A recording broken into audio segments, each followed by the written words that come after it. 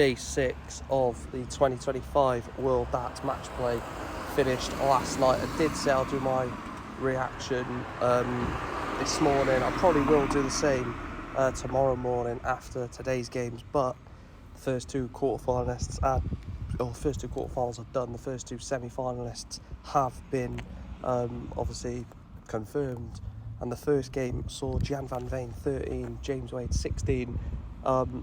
I swear I predicted that. I swear I predicted 13-16. Obviously, James Wade beat Jan van Veen to make it into the semi-finals. I thought Jan van Veen offered a lot. I think there's a few moments in the game where I thought Van Veen could have caused an upset when he was, obviously behind. But James Wade loves this place that he is, loves Blackpool, loves the Winter Gardens, loves the World Match Play. Is now into his 10th semi-final at the World Match Play. So you can see that James Wade using all of his experience to get over the line against Jan van Veen. And then the second quarter-final, second game of the night, was Stephen Bunting 7, Johnny Clayton 16. Wow. Seems like it's Welsh power galore at the World Match Play. Johnny Clayton annihilating Stephen Bunting 16-7. Bullet tried to get back into the game, but ultimately Johnny Clayton had way too much in his locker and in his sort of armoury to get away from Stephen Bunting. And at times, like I said, Bunting looked like he was getting into it.